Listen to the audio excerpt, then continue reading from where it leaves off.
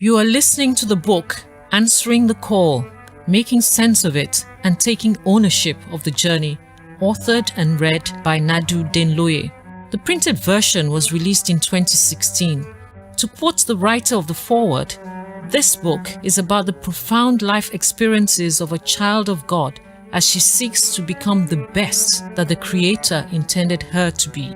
The proceeds of the book go towards 6 ministries the Nadu Denloye Trust has been supporting. I am pleased to say that we have successfully disbursed the 3rd tranche of annual payments to these ministries this year, 2018. With your support, I hope to be able to sustain this giving for as long as I can. I've made this audio recording of the book, read by me, to further encourage your gift or donation to the Trust. Gifts, donations of any amount will be kindly welcome and can be paid directly to SITL/the Nadu Denloye Trust, Stanbic IBTC Bank, account number 001-698-9514. Please feel free to share this audio recording widely, and thank you so much for your support. Part 1. Life is not random. The God who made the world and everything in it is the Lord of heaven and earth.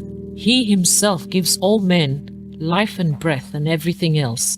From one man he made every nation of men, that they should inhabit the whole earth. And he determined the times set for them and the exact places where they should live. For in him we live and move and have our being. Acts 17:24-28. Life is not random.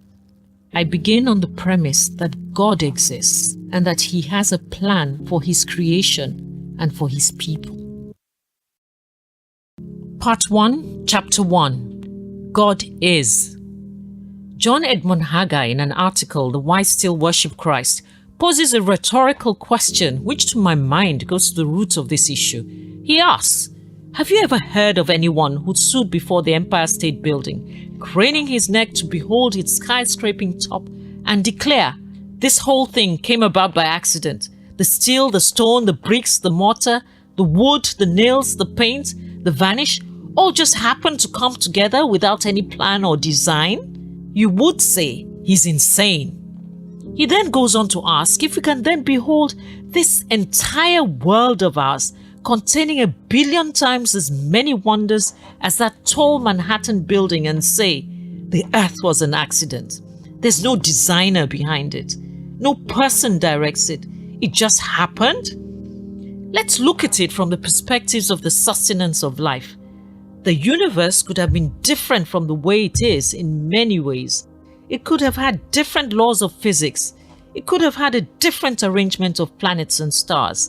The vast majority of these possible universes would not have allowed for the existence of life.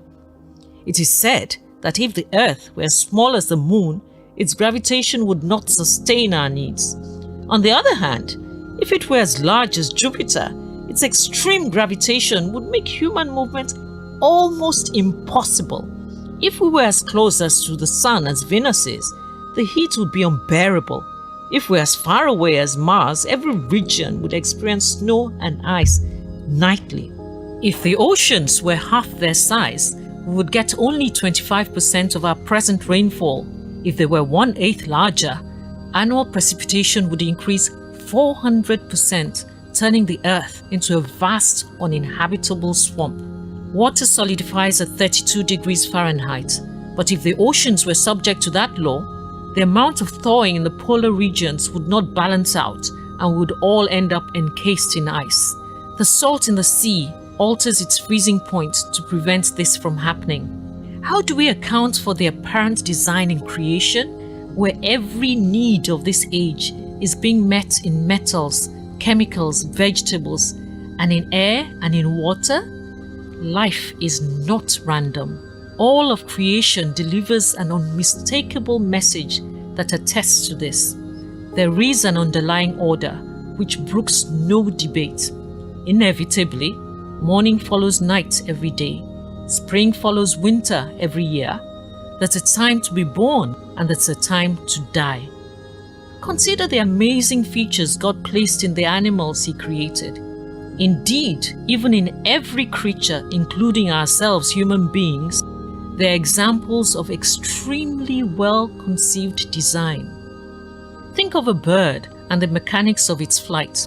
Its hollow, lightweight bones and the strong breast muscles that move these bones are utilized together with feathers capable of suspension in the air. Wings are formed aerodynamically, and the metabolism is in tune with the bird's need for high levels of energy. Think of bison and giraffes. Bison are made in such a way that their natural inclination is to look down. The design of their necks makes it difficult for them to look up. In contrast, giraffes are designed in a way that makes looking up easy.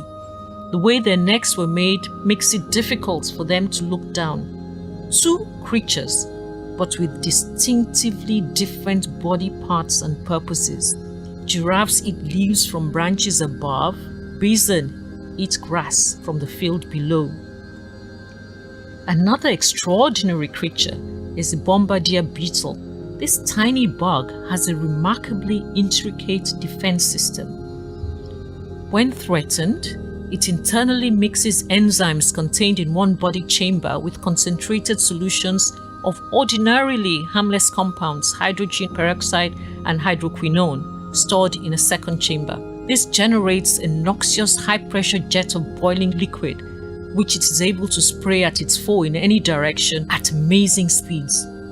How can one explain this tiny insect is able to produce the proper chemicals, keep them separate until they are needed, manufacture the right enzymes, and propel the mixture into the face of the enemy? These wonders of creation point to a master designer, a creator, the manufacturer who designs all creatures at will and sustains the entire creation. And on the view that this creator, who astounds the astronomer with his mathematical universe, exists, he must hold absolute power and wisdom to bring all this to pass. We call him God. The Bible in Psalm 19 verse 1 attests to his existence through the marvels of his creation. The heavens declare the glory of God, and the firmament shows his handiwork. This theme is repeated throughout Scripture. Take a long, hard look. See how great he is, infinite, greater than anything you could ever imagine or figure out. He pulls water up out of the sea, distills it, and fills up his rain cloud cisterns. Then the skies open up and pour out soaking showers on everyone. Does anyone have the slightest idea how this happens? How he arranges the clouds? How he speaks in thunder?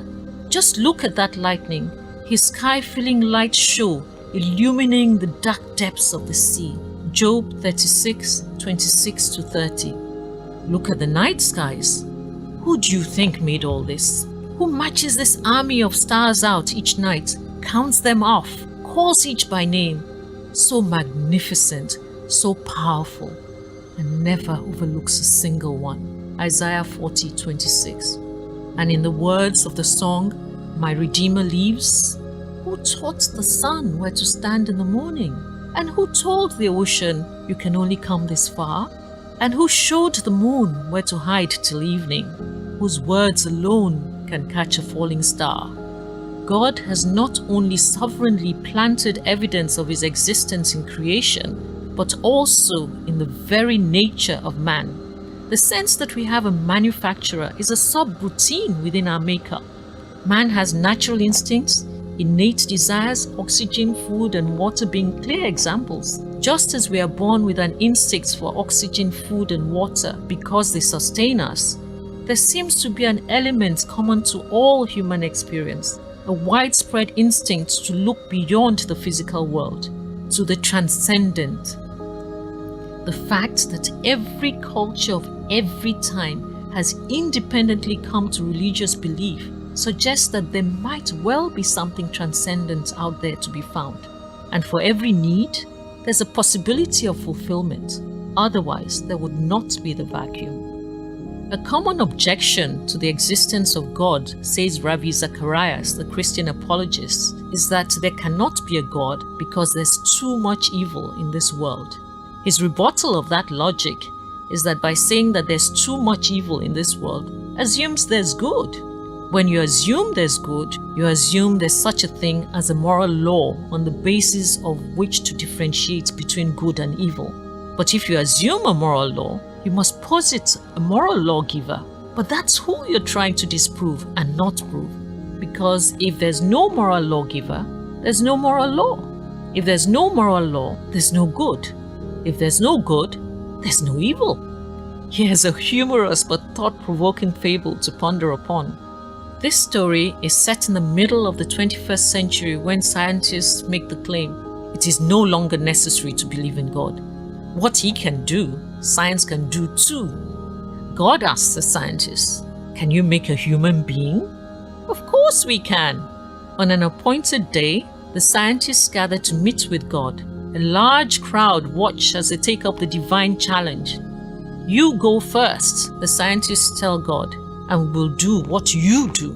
So God stoops to the ground, takes up a handful of dust, he breathes into it, and it becomes a living human being. "We can do that too," claim the scientists. One of them steps forward, stoops to the ground, and takes up a handful of dust. "Stop," God says. "What are you doing?" "I'm taking a handful of dust and making a living human being, just as you have done." "Not so fast. Make your own dust." The Bible in Romans 1:19-20 declares, "Since what may be known about God is plain to them, because God has made it plain to them. For since the creation of the world, God's invisible qualities, his eternal power and divine nature, have been clearly seen, being understood from what has been made, so that people are without excuse." God's laws govern this universe. They may be invisible, but they're very real. According to Psalm 119, verse 90-91, everything in the universe is fulfilling God's laws and working out his purposes. Many other factors may come to play, but ultimately, it is God's laws that settle our destiny. We have a heredity in which we had no say. Our humanity is rooted in a Creator who is infinitely and eternally greater than his creation. He has everything under his control. To listen and download this audiobook for free, please go to soundcloud.com or youtube.com and search for Answering the Call. If you would like to make further inquiries about this audio recording or the ebook or print versions of the book, kindly send an email to answeringthecallaudio@gmail.com.